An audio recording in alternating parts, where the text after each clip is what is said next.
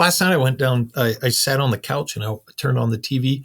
Even though my Edmonton Oilers lost, for 2 months it was a fun ride in the Stanley Cup playoffs. And I'm just like, now what do I do?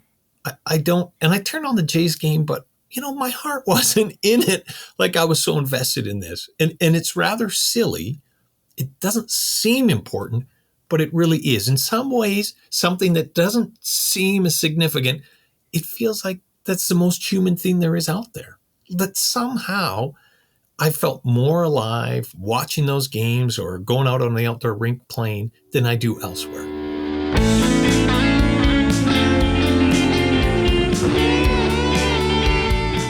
Welcome to the Making Every Class Catholic podcast. I'm Dr. Brett Sockold. This podcast and community are all about equipping Catholic educators like you to approach every subject area and your entire vocation as a teacher through the lens of our Catholic faith. Each month, I sit down with inspiring guests, and together, we'll explore how every classroom can become a place of faith, truth, and beauty. Thank you so much for being here. Don't forget to subscribe so you never miss an episode. And if you know a fellow Catholic teacher, share this podcast with them. Let's build this community together.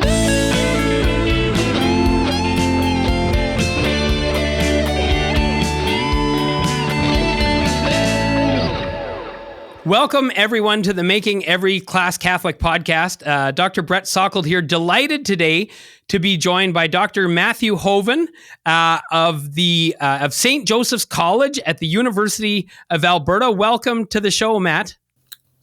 Thanks a lot, Brett. Happy to be here. Why don't we start by just sharing with our audience a little bit about what's your day job, who do you teach, and the kinds of classes that you teach, because that'll set us up well for today's topic. Yeah, you bet. So I'm a cool chair in religious education at St. Joe's. So I teach courses in religious education. So I primarily work with undergraduate students who are looking to teach in Catholic schools. So this is like courses on introduction to theology, introduction on how to teach religious education, even one about just thinking through how we might, why we might choose to work in Catholic schools, kind of integrating some material in our own kind of head and heart in that matter. The other course I teach is sport and religion. And I've taught that course for about a dozen years. I've been at the college for 15, and we had a dean who had a kinesiology background, and he said, we need a sport class at St. Joe's, because St. Joe's, we're almost 100 years old, and primarily what we do is offer undergraduate courses for U of A students. So it could be somebody in engineering or history or you name it, any faculty on campus, any department, and they can take arts options at St. Joe's. And so we get students with arts backgrounds, science backgrounds, you name it. And he thought we need a sport course. And so I was lined up, got to teach a sport and religion course. And kind of one moment kind of crystallized in my mind was I read this book by Michael Novak, who's became a pretty prominent conservative commentator in U.S. politics. But he wrote this before he was much of a name, and it was called The Joy of Sports. And the idea was, why was he so attracted to sports? He says, I'm 40 years old, and I want to watch a Dodgers game tonight. Why do I love baseball so much? Aren't I ready to grow up?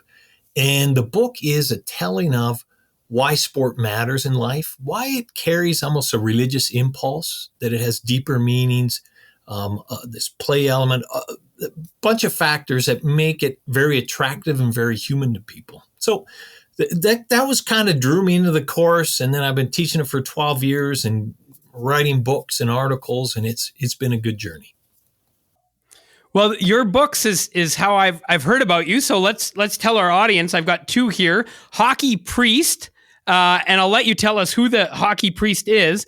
And On the Eighth Day, a Catholic Theology of Sport. So who is the Hockey Priest? Yeah, you bet. So the Hockey Priest is right here pictured in Maple Leaf Gardens in 1967. It's Father David Bauer. If you're from Calgary or you've played hockey in Calgary, there's a Father David Bauer Arena, or in Vancouver, there's also an arena there named after Father Dave. And Bauer he's in the Hockey Hall of Fame. He's an Order of Canada, but he coached, he won a Memorial Cup, a national championship as a junior. when he was a player, and then he did it again as a coach at St. Michael's College in Toronto. And then from there, he starts Canada's national team. So it was the first time we drew players from across the country and to represent Canada in international hockey. So this is before a national anthem, before we had a flag. Bauer was doing this. And he was an innovator, but he was really thoughtful and a great hockey mind. And he thought, why do we endorse sport with young people? And so the book is a history of his thought and he was involved at the highest levels of the sport. And so it was neat. Like digging in archives, I'm reading stories that he's mentioning people by their first name. Well, that's Alan Eagleson. And all these famous people in hockey that he was engaging and trying to shape hockey in a way. And the other one, thanks for the advertisement. This is on the 8th day. A couple profs at Creighton University down in Omaha, Nebraska. And we've put this together as an overview of how we understand sport with religious thinking, with Catholic thought. So we be ecumenical. We draw from a lot of Christian thinkers, but because a lot of work in this field is done by Protestants, we put a particular Catholic spin on it, I think, to just bring out some different flavors and do that. The highlight with this book is that we went to a Vatican conference and we were able to give it to Pope Francis in person. So that was pretty cool. Oh, lovely. Well, so this is great to set us up. I mean, first of all, Catholic coaches and phys ed teachers might dig into some of those books, and I'm sure some of the conversation we'll have today will overlap with some of the themes. I like to start with something really general that I find.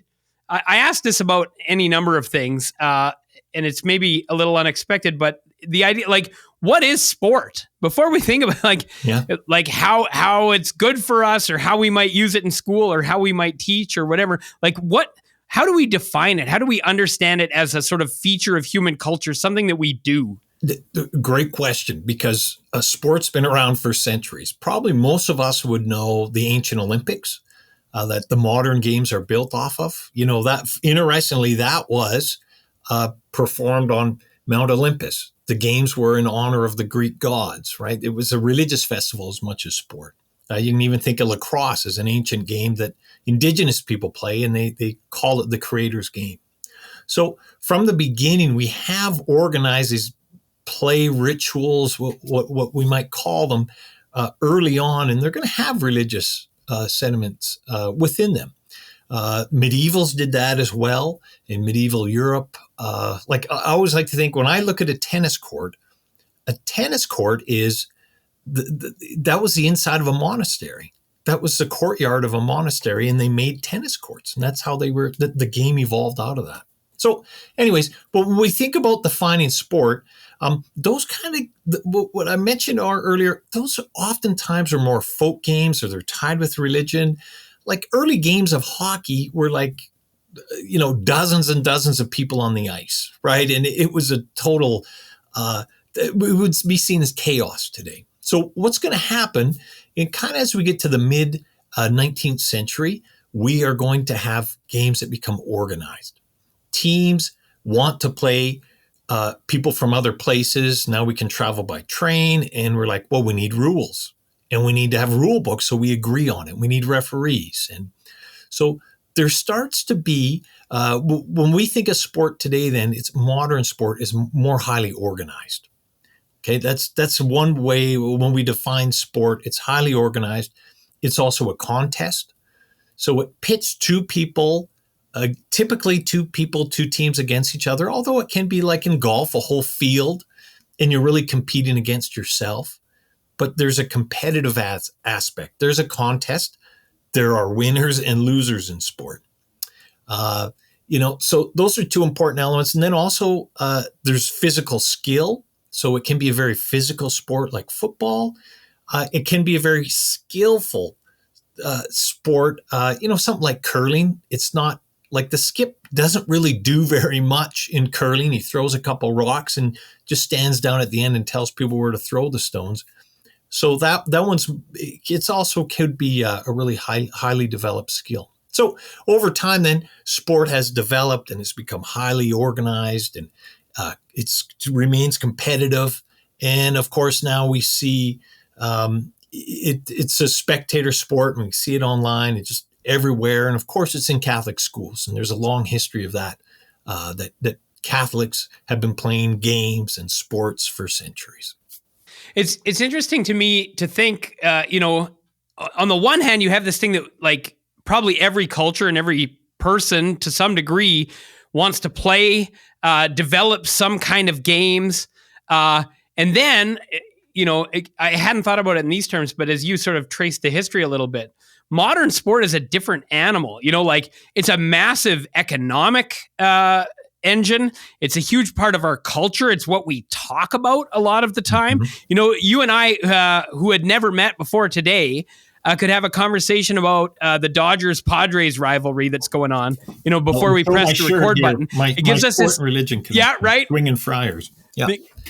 Swinging Friars, the Padres t-shirt. So it gives us something to talk about, a lot of common language and experience. If you grew up in Saskatchewan when I did, you remember the Riders winning the Grey Cup in '89, all these kinds of things.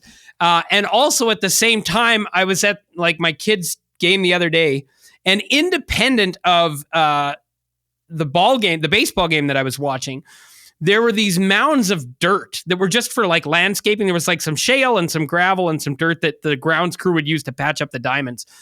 And every single time I go to that diamond, the younger children of the kids, like the younger siblings of the kids who are playing, will automatically congregate on these 4 hills, and they make up a game independently every single time I go there. And I told my daughter this time, I said, you watch, if there's any little kids here, they're going to go on those hills and they're going to do this game where they each start on their own hill, and they do this thing where they run down and up to the next hill. And it happens independently every single time. So over here, there's this highly organized, clear rules, umpires, parents, every coaches thing going on. And over here, there's this like natural, spontaneous games that just sort of happen when children are put in a certain context. And those are kind of, in a certain sense, those are on a continuum, right? Yeah, that's it. So like sports sociology, we'll talk about just free play. It's kind of the basic element. And then there's games that get somewhat organized. There's some set of rules. And then with sport, it becomes institutionalized.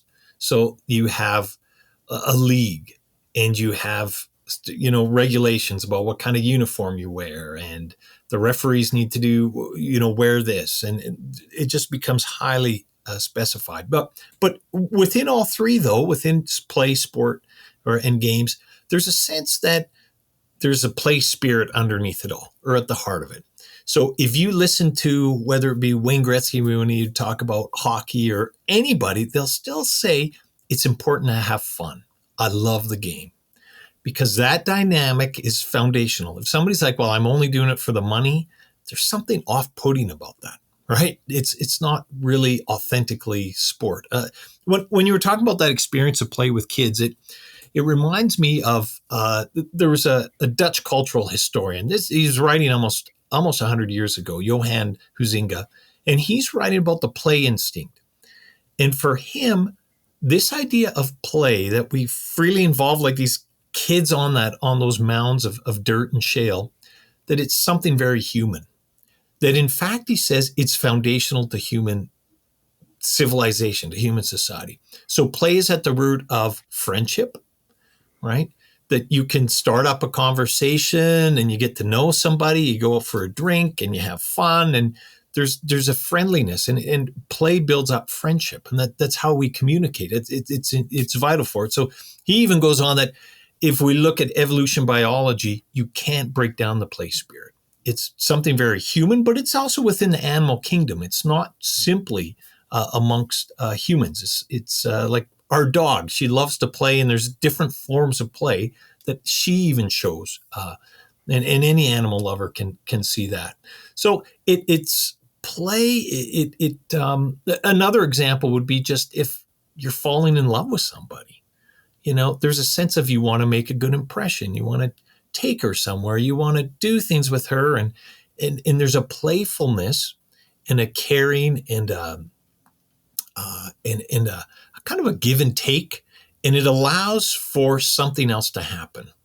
And I think and we get lost in that world. When we play, we get lost in it and we just love it, even though they're in a lot of ways, it's free play, those kids on those 2 mounds. But if somebody does something wrong, they'll correct it because there's certain rules with play, Right. even. And if a mom comes up and says it's time to go, well, it's like she just took a hammer and smashed this world apart.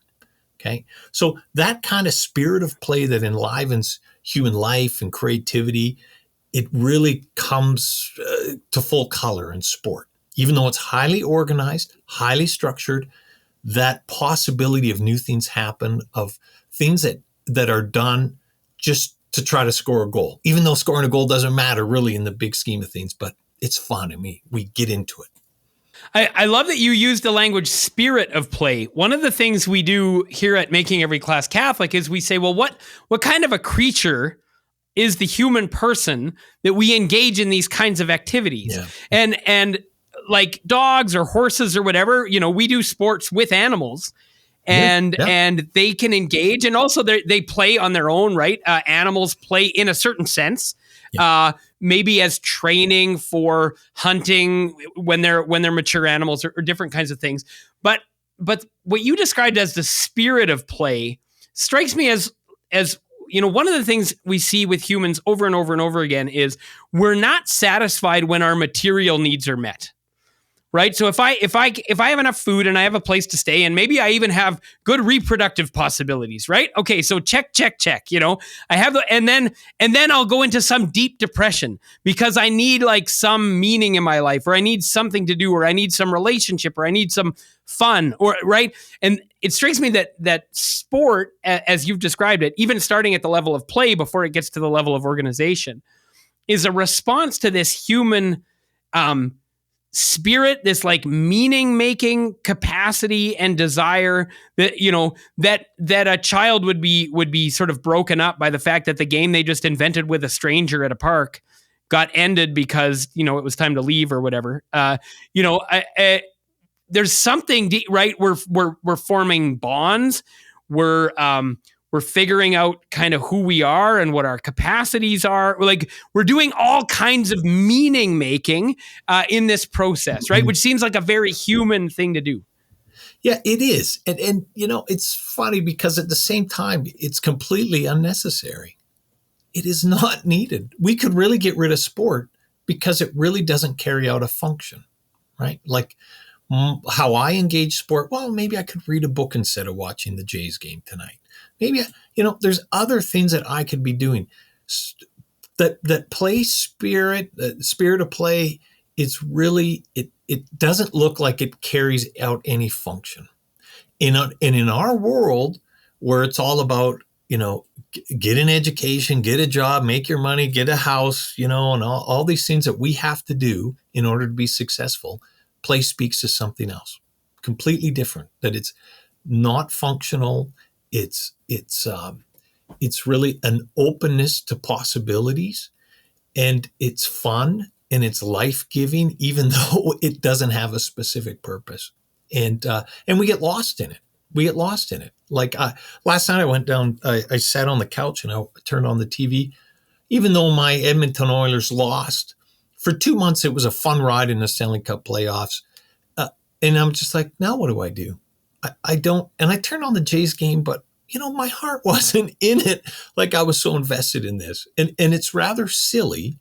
It doesn't seem important, but it really is. In some ways, something that doesn't seem as significant, it feels like that's the most human thing there is out there. That somehow I felt more alive watching those games or going out on the outdoor rink playing than I do elsewhere. And I'm doing something that doesn't really matter. And that should make us pause. And I guess Novak writes about this in that book, The Joy of Sports. And so it really made me think about, what is life about? So one of my assignments for students, I asked them to just go find a 5-year-old and play for an hour. You just let the kid lead and then reflect on it in light of the readings. And so many of them realize these are highly geared students, they're trying to be successful and they want a good career and all this. And then they realize that they're so led by goals and an achievement that what gives them the most joy in life is just sharing time with like a young kid leading the way. And it causes them pause about what's really important in life. And I think that's where sport and play, they enliven us, they invigorate us. And when we think about it, I think it leads us to a better life. One of the things that's striking me, I have a 16-year-old who, he will take we have lots of younger children. Yes. And he will take the young children in the backyard and play with them. They just love playing with Oscar. They love it. And he will lose track of time, which frustrates his mother when it's his night on dishes, Sure. Because he never has any idea how much time it is, how much time has passed. Yes. But when we watch out the window, Oscar like running the kids around the backyard in a wagon or whatever they happen to be doing, it's like, on the one hand, it's doing nothing, right? In a certain sense, it's like a waste of time. Like you're not achieving anything. And on the other hand, it's like, but that's what you're for. Like we talk, I think sometimes theologians today will talk about how our culture is so focused on doing that people don't get any chance to experience just being. Yeah. And without pressure, without expectation, without goals, without, to just enjoy existing, and when I watch Oscar in the backyard with these kids, or when I watch certain kids when they're just into a game, and I think one of the beautiful things you can reflect on is we lose track of time in these moments. And to me, that's a really provocative idea. That if you lose track of time, what has actually happened to you, right? Because when we try to tell kids, they're going to spend forever in heaven with God and all the saints, and you're like, but forever? But like, who wants to do anything forever, right? You know what I mean? But you can actually point to them and say, like, remember, you spent 3 hours doing this, and you didn't even notice that 3 hours happened because you had forgotten about all these concerns, and you were just like living in communion with other people and enjoying whatever it was you were doing. I think when you can reflect on that experience, the idea of eternity in heaven can be a little more appealing because you're touching something eternal when you lose track of all the obligations and everything else and just enjoy doing something with somebody. Yeah. It's that sense of timelessness. And the place that we most feel that as Catholics, as Christians, is in worship, right? In worship, we put our cares aside. Hopefully we silence our phones. We aren't looking at our watch. We're on sacred time. And we know the flow of the Mass, and we go through that. It has its own order. It's its own ritual and its own time frame. So we're in that. And it's almost like, it's not like a spell or, that kind of word isn't the right meaning with it, but there's a sense of maybe we're just enter into another world. We can connect with spiritual things in it. And play, strangely, it is very similar to that. In a way, we could think about the Mass having play elements. Like look at Father. Father's in a dress. Father has albs on. We have, in some churches, we have colorful glass up on the windows. There's a celebratory feel. There's music. There's a playfulness with Mass even in itself. So I'm not saying that going to a football game is the same as going to Mass, but I'm just underlining that playfulness is inherent in human life, and it's even inherent in worship. And so it really, this is where understanding sport in a broader context challenges even our religious assumptions. There was this German theologian, Gardini. He's writing just under 100 years ago again, and in one of his chapters is about the liturgy as play, and he's trying to bring that out. Of course, it's not the same, but that playfulness and getting lost in it, I think that's worship. So when we think of heaven, there is a sense of we'll be lost we'll lose our sense of time, and it's that presence of being. And just of being who we are and being with the other, just like a good friendship, we lose track of time, spending time with someone. So, it's what's important in that, we're not just blowing out big ideas, but it's like, that's where we feel most human. That's where we feel most ourselves, and we feel most communion and connected with others. So sport pushes us towards that. And then what do we do with that ultimately? Yeah. You might be familiar with this book. One of the books that comes up in my work is Joseph Pieper's Leisure, the Basis of Culture. Yes. Yeah.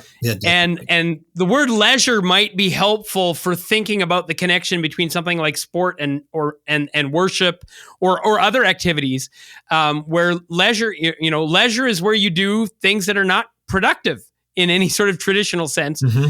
But if you don't have it, what is the meaning of all the other things you do that actually are productive? Let me use my scare quotes, right? Yes. And so there's something common there between play and worship as well. They're both leisure activities in that sense, and heaven will be leisure more than it will be work, right? Yes. And that's where, when you think of teachers and education, there's a German connection with that word. To leisure. So schools are meant to be places of leisure. Now, that doesn't mean we're all sitting on couches and having naps, but it's just that kids or even adults in school, we're taking a step away from our responsibilities and we're just learning. We're understanding the world. And so for a Catholic education, on one hand, yes, we need to know how to read well and we need to know our sciences, but there needs to be space to relax, to step back, do that metacognitive thinking about what my life is about and where I'm going. Yeah, my purpose. Right. Yeah. And education is a leisure activity. And when it stops being leisurely, when it feels like you start working when you're 5, and the goal is to get more work. Yes. You start wondering what is my life all about, right? Instead of, now work is a term that has a lot of different valences and meanings. So, because it's interesting, because you work hard at sports and you enjoy to work in that sense, like effort. I don't mean work as effort, right? I mean work as like productive, like you need to make things so that you have things or you can buy things. But I don't mean work as effort. Like school is effort, sport is effort, worship can even be effort. Absolutely. But it's not aimed. It's effort you enjoy when you're into the activity, right? Yes. And I think that's the real goal is not productivity, but recreation in the literal sense. Yes. Like not we say recreation, but I like literally like recreation. You need to be sort of sustained and filled by something that's more than productive labor, right? That's right. And the challenge is if you're a competitive athlete or maybe you coach competitive athletes, the playing of the game becomes like work. So it's just like you got to get your workout in, right? You got to be training. And these things are productive so you can perform better on the field of play. But within that model that you refine your skills, there comes a point, though, is that an athlete will get lost in the moment, will get lost in their activity, right? Now, it's kind of positive psychology. There was some work done about flow and what it means to be lost in that moment, whether it's in sports or some kind of artwork or even schoolwork for that matter, is that you get so immersed in it and it's so attractive, it becomes so enjoyable that you just get lost in it. And that's where you'll get terms like the player was locked in. He was in the zone, just she couldn't miss a 3-point shot, Caitlin Clark. So we think of these moments and so it's interesting you brought up the work piece because it is a part of sport. Play is not as much in that, but as sport becomes more organized and we move from games and into sport, work becomes more a part of it. Now, especially if you're playing for a contract or you want to make a team, you do have to put work in. But within that framework, I think players need to find those moments of play when they're actually performing their sport. Right. Well, and this is starting to hint at maybe some dark sides to be aware of. And I'm thinking of two in particular, right? So you said early on, and I thought this was spot on. if someone has lost the play element, then we feel like something's wrong, like it's not real sport. And I'm thinking, I don't know if you know a lot about the story of Roy Halladay, Yep. but Roy Halladay is one of the great pitchers of his generation. Toronto Blue Jay for a long time, and then had a perfect game with the Phillies. And his story is really quite tragic. He was so his potential was so high, and the pressure was so high, and he worked so hard. He was an incredibly hard worker, but it was very difficult for him to find joy in what he did. And he ended up with sort of lots of pain associated with how much he worked over his life, and he had some high points, but he had some really tragic, sad thing, and then he died tragically in a plane accident. He was flying his own plane. So on the one hand, I'm thinking one kind of tragedy is the person, with incredible potential, athletic potential, but who does not enjoy what they're doing, at least not all the time, I mean, okay, all of it, you might have a hard day, but I mean, like, consistently, it was hard for Roy Halladay, and it's a sad thing. It doesn't feel like that's what baseball's for, and then the other dark side I'm thinking, which many of us will be familiar with, is associated with this sense of, like, sport has this affinity with worship, which we talked about in the positive sense. But it's not hard to hear the story of, like, well, people aren't at church on Sunday because they're at the arena, Yeah. This thing has taken over their life, so it becomes almost the central activity of worship, and you can see why it would do that, because it has these analogs with actual worship, because it's an activity that is not productive or whatever, but has to take on sort of meaning in and of itself. And because it's the place where you experience some kind of transcendence, if you don't, if you're not noticing the passage of time or all the, right, it's easy to become a place where you invest all this meaning. And this is not unrelated to the tragedy of someone like Roy Halladay, because very often you see kids who lose the joy in sports when their parents or their coaches have tried to imbue it with a meaning that is more than it can bear. And then kids stop enjoying it. And so you can see these kinds of dynamics as well. And all of us, when we see it happening, we know, well, that's not what sports are for. We intuitively sense something is wrong with that picture. But it doesn't stop us from being tempted towards it if we end up with a kid who's, got real potential or something like that, right? Yeah. It's reminding me of another connection. When we think of play and work, we think of them as opposites. But a lot of writers have talked about the opposite of play is depression. That sense of not willing to play, of the burdens of life pushing down on one's shoulders, right? And that really the joyfulness is taken out of our days. So I think that can play in there to think about. And I think that can happen to a lot of athletes. And so what we have is, kids that are great athletes when they're 12, 13, by the time they're 15, 16, they're burnt out and they're just done with the sport. They just don't want it because they've eaten and slept hockey all the time, and they're just done. Right. And so in a lot of sports circles, there's a critique of early specialization. So the idea is that instead, parents and coaches, you need your athletes playing different sports, different social circles, different games, works out different parts of their bodies. It's just, there's so many benefits with that, to try to push back against that depression, right, of being this specialized. The other one you're right about, it's a misinformed sense of that when the sport becomes a religion, right? The enchantment of sport, which attracts us to it, becomes misplaced, and we start to put or see the enchantment of it as the ultimate end. And of course, sport is just pointing somewhere. It's trying to tell us about who we are as people, as a community, the spirit within me, and this spirit of play.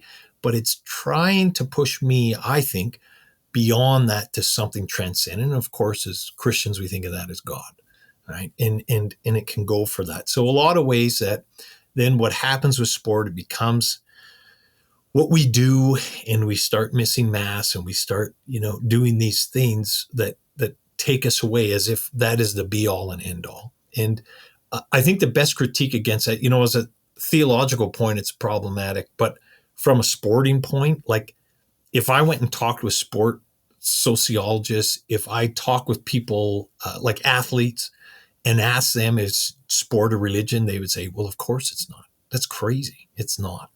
Okay. Like just to the common sense of it. If I went to Connor McDavid and said, people call you McJesus, McSavior, do you like that? He hates it, right? Doesn't like it. It's a misplacement of enchantment. We can be enthused about somebody's abilities like McDavid, but ultimately that's not where our worship should lie, right? And it's just a matter of nuance and difference, but we can see where we go in different directions. And ultimately, I think that's why there are some Christians against sport, right? It has historically been that. Christians since St. Paul's time, as much as St. Paul uses metaphors of running and boxing in his writings, at the same time, early Christians, some were against sport for a variety of reasons. So there's a tension within it. Can sport be held in its proper place? Or does it become all-consuming? And that's where some Christians, they have no time for it. Yeah, a Catholic approach usually will say, like, let's find the good thing here and see how it reflects the goodness of the bigger picture, right? Yeah, it's the sacramental imagination, yes, right? Which you articulate by saying it points beyond itself. Yes. But when it starts to point to itself and you can't see anything beyond, that's when it stops functioning as a good pointer to the ultimate truth. But as you said, it actually starts undermining itself. It stops being the good that it is as sport when it is made to carry a weight that it can't bear, right? Yes. That's exactly it. It can't carry that weight. It starts to, it doesn't function properly. And so the athletes find it strange that people are taking this game so seriously. And like Connor McDavid, he doesn't want to be called McJesus, right? And we can see this in many ways with parents just getting too involved in sport. It becomes everything and trust me, I'm a parent I'll bet I'm more involved in sport than 99% of people. Like, I know I'm always out with my kids, whether in the backyard or we're at organized sports and stuff, but it's like, and it's tough because it can be all consuming and it can eat us up. And sometimes I fall prey to that, but just because it's good doesn't mean we should make that number one in our life and that it becomes the best thing in our life. If we can move to kind of another theme, another way I like to think through, a topic, or some, and often, a subject we might teach in school, right? Is to think, what does this thing tell us about God and creation, right? When we encounter sport and the human activity of sport, something about the Creator is reflected to us. In anything in creation, something about the Creator is reflected. So what do we learn about God and creation by looking at the fact that humans are playing these games, making these rules, organizing these leagues or tournaments, or all the stuff that we do? What does that tell us about the nature of reality and the Creator? Yeah. We've already talked a lot about play, but one of my favorite images is the idea that God created the world not out of any compulsion. It wasn't necessary. It was done out of love. We could say it was done out of playfulness. Like, all of creation began that way and continues that way. There wasn't anything of necessity that had to happen when God created all things. So I think that's the first thing, is that we see just God, the Creator's playful act in creating. In that gratuity even. Yeah, gratuity. That's it. And then we think of, usually sport, we think of children, even though adults play. And it's kind of, we got to change our mindset and include adults in play. But we see a childlikeness in our faith. We see the Savior of the world is born unto a virgin, that he's a baby, he's a child.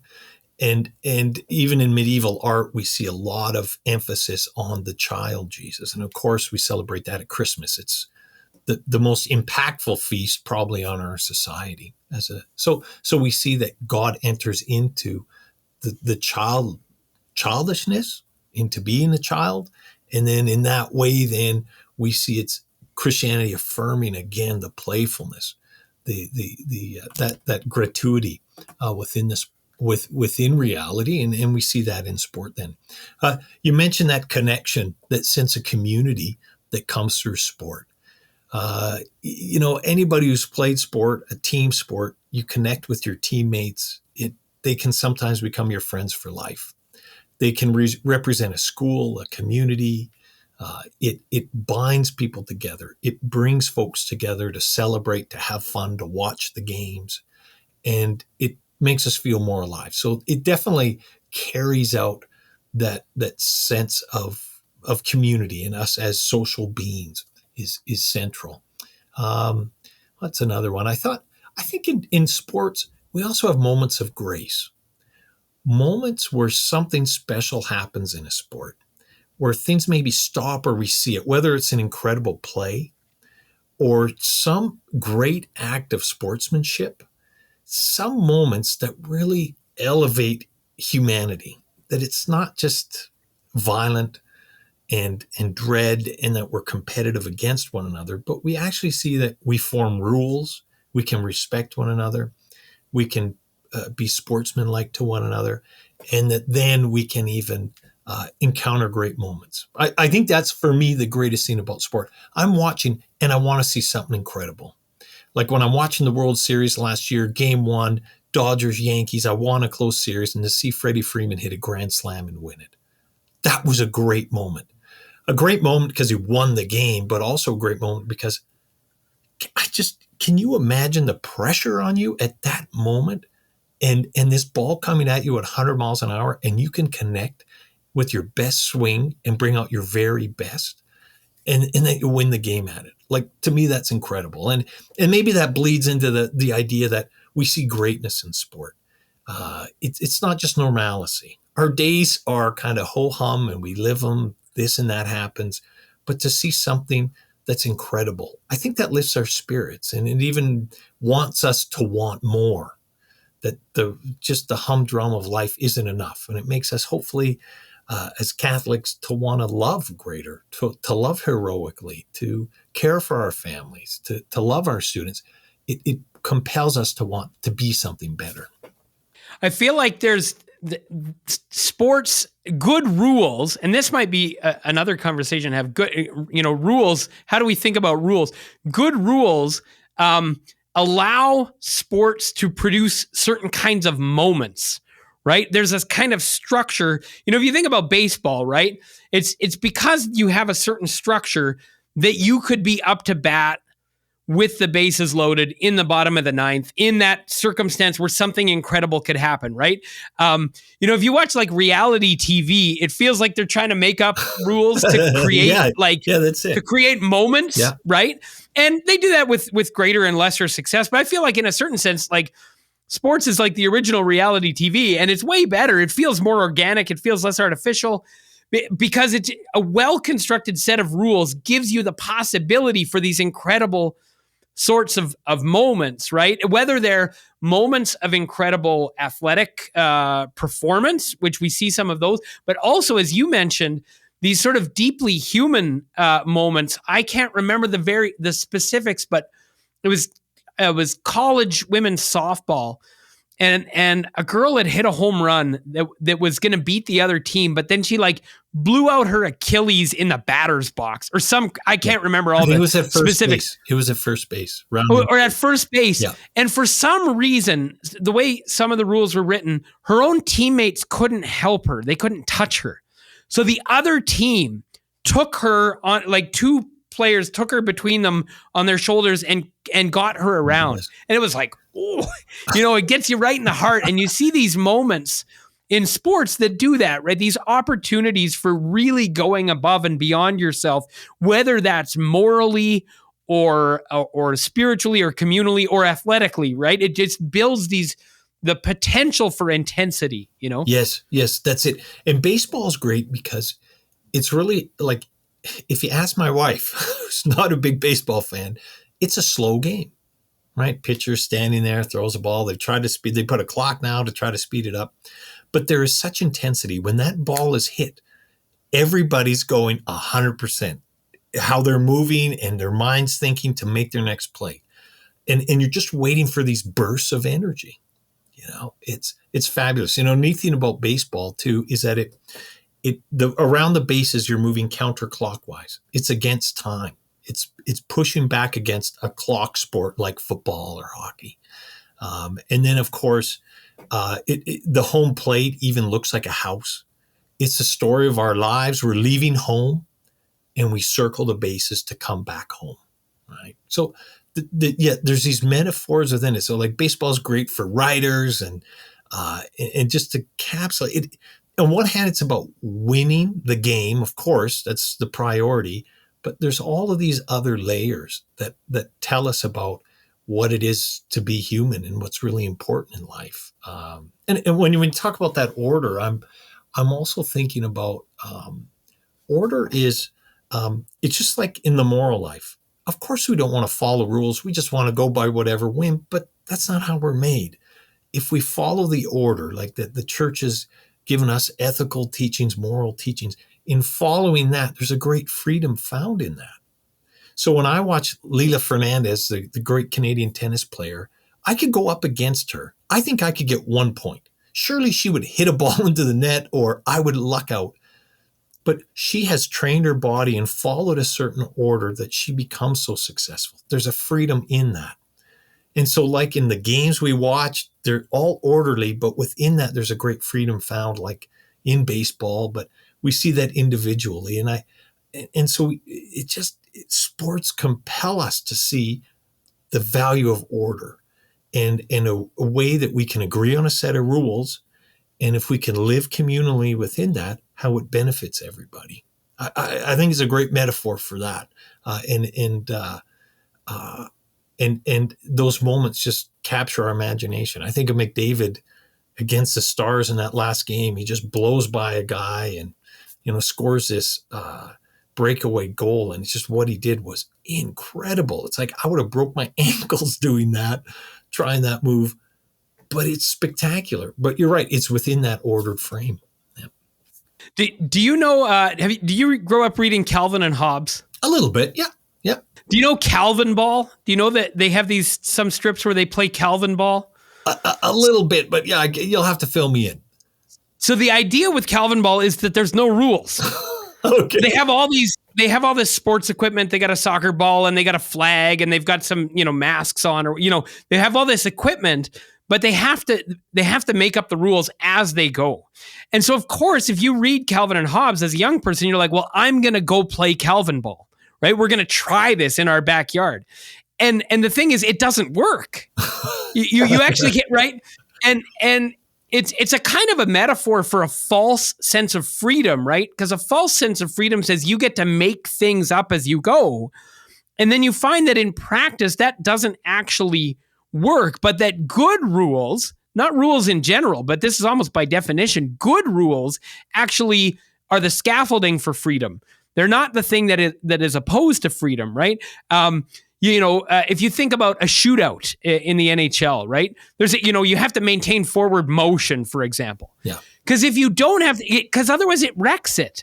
But when you have to play within those rules, all of a sudden the creativity of someone like Pavel Datsyuk, who's just like a wizard in the shootouts, right? And this incredibly creative possibilities emerge within the rules. But once, if some of those rules aren't there, like the forward motion one, or you could get your own rebound, which you can't do in a shootout, right?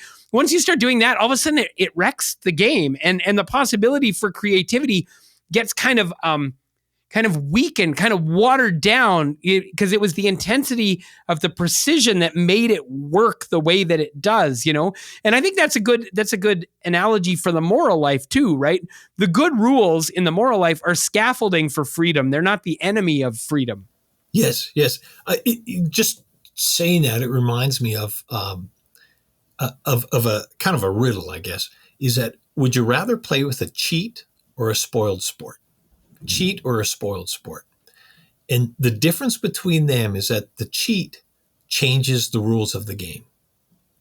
So perhaps she's using performance enhancing drugs, or some kind of running shoe that isn't allowed, or, a swimsuit that's been banned, right? They're still playing the game, but you don't know the rules have actually changed. And so it's not fair because of that, right? But the spoiled sport just doesn't want to play. Just, nah, I give up, or I'm frustrated, or I want to move on. And that just breaks the heart of any sports fan or sports player, because the game's over. It's no longer there. So you're right. That sense of order is just so important. And even when to change the rules in some ways, that's what cheaters are doing, and it ruins the game. Right. Well, let's look to wrap this up by thinking specifically now about you're a Catholic teacher, you're a Catholic coach, you teach phys ed at a Catholic school or something like that. How can you take some of these ideas, how we think about sport and games, and we haven't talked a lot explicitly about exercise, but that can come into play as well. How does this approach shape the way you would do something in your classroom or with the team that you're coaching? Yeah. So I think I remember we had a teacher at the college years ago, an instructor, and he told me, he's like, who really gets Catholic education? It's the phys ed people. The phys ed people really get it, because they understand what it is to have a functional community. They understand how teams work, their team building, how to be a good leader. And I've never forgotten that, because it, in some ways, if we can take that order of sport and apply it to our classroom and apply it to our schools, it's so beneficial. And ever since that instructor told me that, I always recall how many people I've met in leadership in Catholic schools that have a phys ed background or who coached, right? That they get it. So when I think about, what can we do in the classroom, or how can we do in sports? I think the first thing is just to make it fun. Like, it sounds so obvious, but make it enjoyable, but also make it challenging. Like, kids want to be challenged, and even let them create their own games, but put in little challenges about what they can do or what they cannot do, and see where that goes. And so I think there is a sense of work in phys ed that, you want them to develop skills, like to be able to shoot a basketball properly. And then when they get it and what they can do with it, that's satisfying the soul. That's really satisfying to people when they can have success. So the fun is important, but do teach them something, because I think it's so good for the soul to know that we're competent in what we can do and what we're capable of. What else was I thinking of? One thing about sport, I think about historically, going back 100 years when our schooling system began, or even the early Jesuits or early humanists, 700 years ago, recreation was a part of Catholic schools. And sports was picked up. It's just important. And one of the main reasons is about character development and developing virtue, about how do you work with others? How do you cooperate? How do I work hard? How am I patient? How can I, it's a school of courage.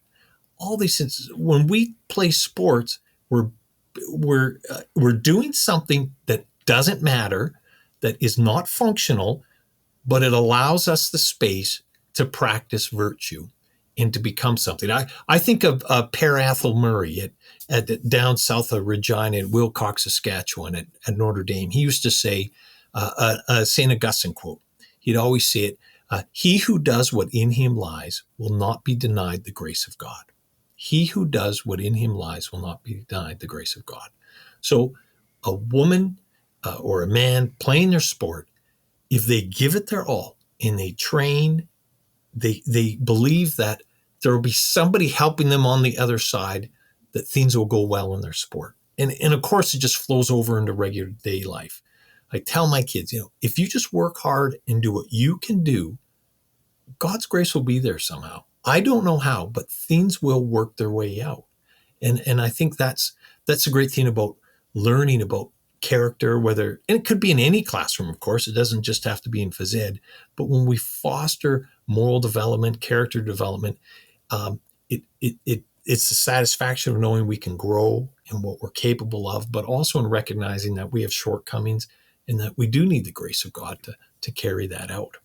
I often think of like, why do I put my kids in sports? Yeah. Because it's a lot of money and time and energy. Yeah. And I think like it's not to win championships. You get those every once in a blue moon. Everything, all the stars align, and you got the team, and you got the coach, and you got a little bit of luck. Yes. And it's those are great memories. But there've been some sad moments when you don't make the team, or when you lose the big game, or you make a big mistake that costs your team, or something like that. And looking back, in the moment, you would never wish for that. But when you look back at it, I often see those as almost at least as important formation. The formation, my son worked like crazy to make the high school soccer team. His older brother had made it, and he worked like crazy, and he didn't make it. Ouch. It was crushing. Yeah. It was crushing. And we felt so bad for him. Mm-hmm. But that experience actually taught him something he couldn't learn anywhere else. That there was real value in the effort, regardless of the outcome that was beyond his control. That was a lesson that you can say that out loud, that doesn't teach it in the same way as the experience teaches it, Yeah. And I think successes and failure in sport is a really interesting thing to think about in terms of our formation, and also habit building, right? You mentioned how this transfers the virtues and the habits you build in sport transfer to life beyond sport, and I think those factors seem important to me when we think about what we're doing. And let me bounce an idea off you, because you said something earlier. Winning's not the. I'm not going to get it exactly right. In a certain sense, winning is not the goal, but in a certain sense, winning is the goal. Because if you're not trying to win, what are you doing, right? And I almost think what I might try to say is winning is not the goal, because none of my kids won the championship this year in their various sports leagues. But I don't say, we shouldn't have bothered. We shouldn't have put them in outdoor soccer for the spring because they didn't win the championship. But trying to win actually was the goal. In a sense, if you weren't doing that, if you weren't trying to win, then all of the other things that we're hoping sport will form in us and in our kids, it doesn't work. Yeah. If they weren't out there trying to win, and some of my kids' teams won a lot of games, and some of them did not win a lot of games, but they all had a good season because they had good teammates and they had a good coach, and they got better, and they made friends, and like they achieved all these goals, but they would not have achieved those goals if they were the spoil sport, if they had not put in the effort, if they had not gone to every game trying to win that game. All of those other goods that I want for them that make it worth signing you up, even though the odds of you winning the championship this season are not high. You know what I mean? So there's something about trying to win that is essential, even if winning itself is not essential. Yes, yeah, definitely. Like speaking about that, it reminds me of a story of Andrea Jager. She was a tennis phenom, I think she was on the pro tour, 15, 16 years old. She's winning tournaments, highly ranked. And it came to a point where she could see how much it damaged her teammates when they lost, that she started to lose on purpose. She didn't give it her all. And now when they talk with her competitors like Chris Evert, Martina Navratilova, it's really awkward when they do interviews with them, because they felt like, well, I did my best. I won. And they're almost mad at Andrea Jager because it's like, Andrea Jager takes away my victory. It makes me look not fully satisfied. It makes it feel cheap. The neat thing about the story is that Andrea Jager, she becomes a sister. She's an Episcopalian sister, lives in the U.S. now, and she takes on religious life. And she does that, and in some ways it's just, she could see the damaging side effects of sport. and she didn't want anything with it. I think now she plays tennis still recreationally or whatever. But you're right that in sport, it really challenges us to bring out our best, to be on the ball first or get to the puck first in the corners, to do these things, and for kids or adults to learn that and grow. I think on one hand, it's an internal development, but also it forges a community. When I think about what it does at a school to have a successful sports program, there's a pride in that. Now, there can be problems with it, of course. There can be a negative sense of pride for the school, and maybe people are put up on a pedestal, and it can be damaging to kids that aren't on the sports teams. But on the other hand, to celebrate our sports teams at schools, to build spirit, to show up for games. I know at my kids' school, I see teachers there, I see parents, kids. It really brings folks together, and it's something to celebrate. And I think that would be lost. That would be sad. And I really do believe that's one of the main reasons why Catholic schools support sport is for its spirit building qualities within the school. You've mentioned Per Murray and Father David Bauer. These Catholic priests were big in hockey, in the history of hockey in Canada. There's a famous priest, I don't know his name, who ran a basketball program in Detroit for years, and it's an incredible story of ministry to underprivileged kids through sport. Right. Yeah. In this place in sort of inner city Detroit, and sport has been a part of ministry of ordained, of priests, but also it's a form of ministry too when it's in a Catholic school. It's a place where you can reach out to people, yes, where you can invite people to be better, when you can show them something of their own capacity and their own worth that maybe they didn't see somewhere else. And I think coaches and teachers are very often in a kind of privileged position to be able to work with young people in this way, where they can find something that they're good at, where they can find community. We talk about this in other places too, right? I talk about this with art teachers. Maybe you find, a student who is, maybe a little shy, or maybe they were dealing with some problems, and they find something of themselves in art, or music or whatever. But I think in sports, we have this great opportunity to really reach people. And I think that's why over and over again, you've seen people, whether it's ordained ministry or not, finding sports as a context for ministry, because it's a sort of privileged way to meet and encounter another person. Yes. Yeah. And I think that sense of mentoring through sport, that again, that's one of the other great reasons why Catholics have engaged sport and why they'll never let it go, because it has such an impact. Through that relationship, there's trust, there's virtue built, and a spirit within them, within the kids, I think comes out. It reminds me of that sense of when it's not only. I think one problem that we have is that sometimes it's thought, well, it's just the teacher that's great at sports that can help with sports. I have friends that are not athletes, but they go along to tournaments, or they're there at practices because they bring in a coach to coach basketball, but they need a teacher rep. And that's even a chance for a teacher. It's not a glamorous role, but you build relationships through that, just cheering on students, And one thing that's growing a lot in at the highest levels of sport and in Catholic sports are chaplaincy. There's a lot of growth. You can go to major junior hockey, NBA, MLB. There's a growing sense of the importance of sport chaplaincy, because there's increased pressures on athletes, and sports are such a big deal that you'll get people that specifically do chaplaincy. Now, a lot of these are volunteer positions. Maybe they lead the prayer of the team, but it's more that sense of somebody there who is going to care for the being of the student athlete, that they're just there to support the kid, cheer them on, and do that.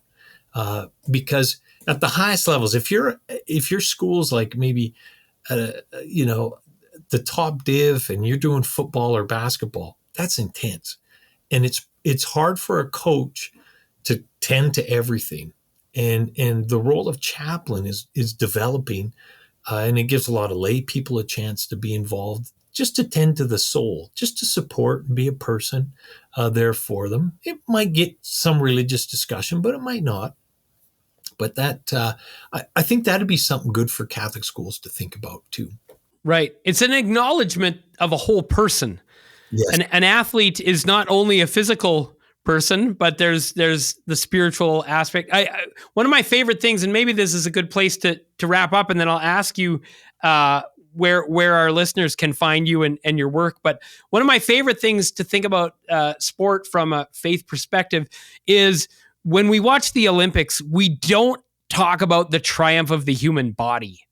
Right? When we talk about the Olympics, we always talk about the triumph of the human spirit. Yeah. And to me, that's a fascinating encapsulation of the whole thing, that when we watch this incredible achievement, we know instinctively that it's more than a body that's really good at physical things. We know about work ethic and perseverance and virtue and overcoming obstacles. And like we instinctively understand that this is different than, if it was the robot Olympics, right? Or even Formula One racing or something. Yeah. Of course, obviously you have drivers who have really intense situations, but a lot of what you talk about there is like engineering, right? And so but when we talk about the Olympics, we talk about the human spirit, which to me encapsulates this whole idea that what we do when we do sports is the activity of an embodied soul, of someone who makes meaning, of someone who values things, of someone who feels pressure, of someone who tries hard or doesn't, as someone who plays with sportsmanship, or right. All of these things are spiritual categories. How high you can jump and how fast you can run is in a sense a physical category, but we know we can't limit what happens at the Olympics to those kind of metrics, right? Yeah. Yeah. You're making me think of Father David Bauer. His motto was, make use of technique, but let the spirit prevail. Use the best science, use the best training, but for a team to win, there has to be more than that. There is an energy, an effort. There is one line that a former co-coach with him said to me, you need 20 hearts beating in unison in order to win a hockey game. That's how he approached it. It wasn't just put the best players out and the other ones defend, but it was 20 hearts beating in unison. And that's a spirit. Now, and then when it oftentimes, like even like if somebody does sports psychology, it can be all about just techniques and doing visualization or making sure you carry your body. These things are important, but we miss out on that spirit. And that's what Bauer was about, that there's something very human that needs to come out in sport, and the best coaches know it. You even got somebody like, he won the Stanley Cup with the Dallas Stars, Ken Hitchcock, the coach. He said a team becomes really a team when they coach themselves, when they are forged and they bind together as a community. There's some spirit that catches fire. And I think that's it. Now, of course, you need all those other things too if you want to win a championship, but there is something that's just, it's not as tangible. And then that's what that's what our faith tells us about. That's what faith permeation is about. There's something more. It speaks to the human person, and something that needs to be celebrated and reminded of and reflected on and grown and fostered within our schools. Wonderful. Dr. Matt Hoven, thank you so much for joining us on the Making Every Class Catholic podcast. If people want to find your books or other work, where can they go looking for you? Super. Just go matthoven.ca. I've got a website there, and the books are available on Amazon or wherever you buy your books. Awesome. Thank you so much. God bless. Great. Thanks so much, Brett.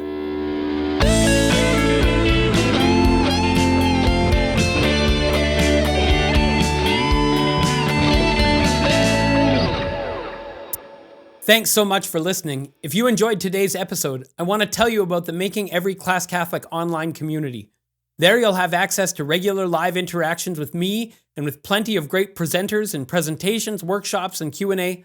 as well as to a network of committed Catholic educators and a growing library of resources. And be sure to subscribe, leave a review, and most important of all, share this with a fellow Catholic educator. We've got more exciting guests lined up in the months to come. You won't want to miss them.